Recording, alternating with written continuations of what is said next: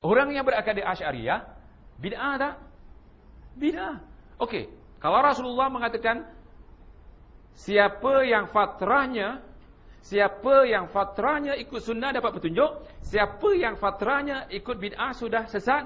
Bukan masalah sembahyangnya sahaja, bukan masalah puasanya sahaja, bukan masalah hajinya sahaja, tapi yang paling pokok masalah akidahnya. Kalau akidahnya ikut sunnah, selamat, yakni ikut manhaj.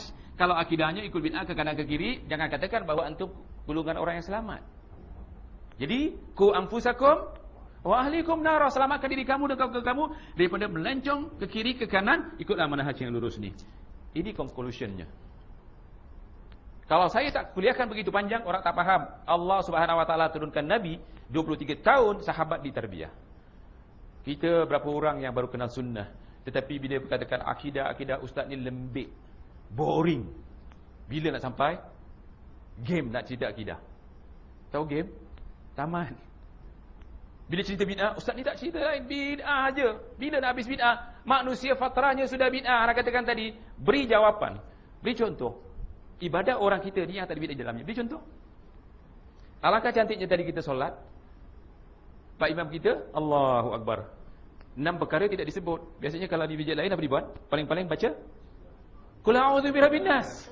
Selepas itu, usalli dengan nyaring. Tapi di sini tidak ada, alhamdulillah. Benci tak kamu bila melihat orang seperti itu?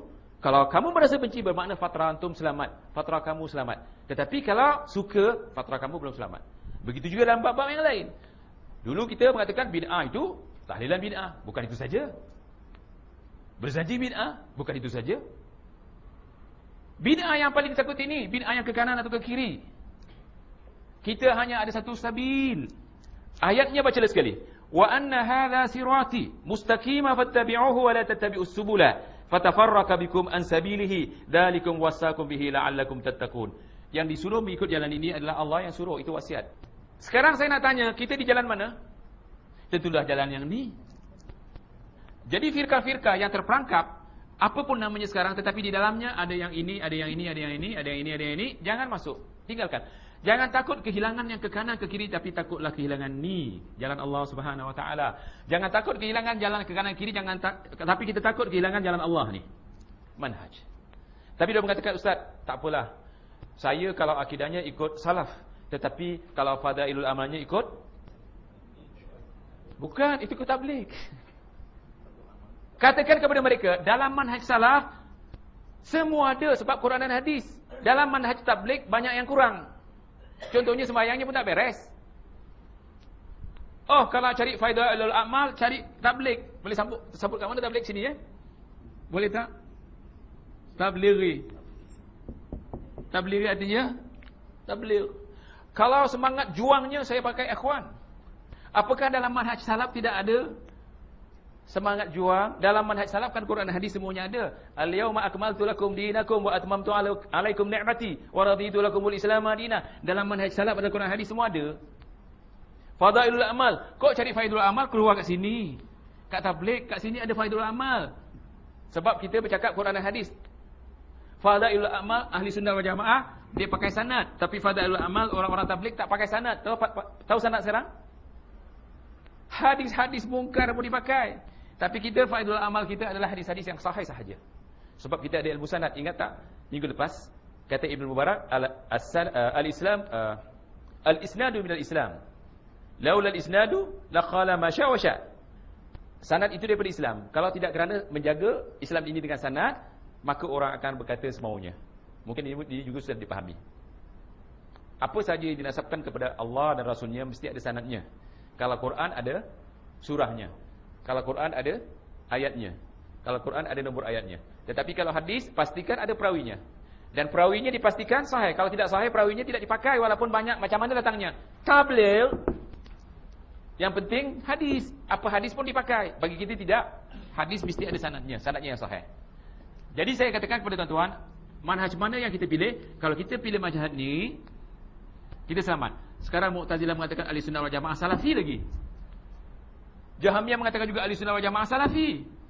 Asy'ariyah mengatakan ahli sunnah wal jamaah salafi. Sufi di Singapura mengatakan saya ahli sunnah wal jamaah sufi yang salafi. Allahu Akbar.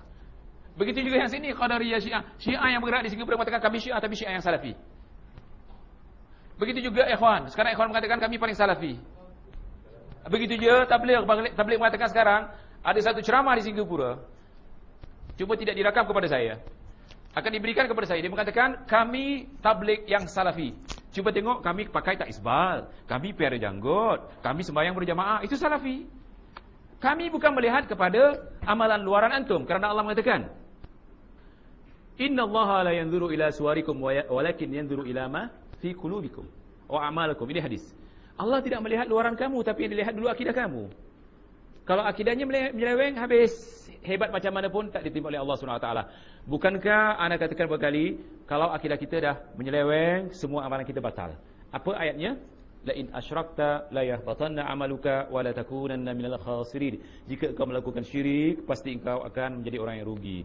Dalam jamaah Syiah itu selain menyembah Allah Subhanahu wa taala, menyembah ketua-ketua agama mereka, betul tak? Asy'ariyah yang terangkum di dalamnya macam-macam. Selain menyembah Allah Subhanahu wa taala, dia menyembah yang bukan dikatakan Allah Subhanahu wa taala. Contohnya, kalau kita tanya di mana Allah, orang-orang Asy'ariyah mengatakan Allah di mana-mana. Imam Syafi'i mengatakan siapa mengatakan Allah di mana-mana, dia sudah menyembah segala-galanya. Syirik tak? Syirik. Ada pertanyaan tentang ini, sahabat? Jadi apabila kita katakan kenapa kita ikut manhaj sahabat? Kerana kata Rasulullah SAW, kulluha finnar illa ma ana alaihi wa ashabi. Semua yang ke kiri ke kanan itu ke neraka kecuali orang sepertiku dan sahabatku. Yakni ikut satu manhaj yang lurus. Kalau tak faham juga manhaj ni, saya dah tak boleh apa. Saya dah buat sedaya mungkin. Tapi saya tidak pernah kecewa kalau orang tidak faham. Kerana di antara Rasulullah SAW yang diutus oleh Allah Subhanahu wa taala adalah Nabi Nuh. Nabi Nuh mengajak kepada manhaj yang dikatakan manhaj salaf tadi. 950 tahun Nabi Nuh berdakwah siang dan malam, tapi pengikutnya tak sampai 40 orang. Bukan bermakna yang banyak ini berjaya.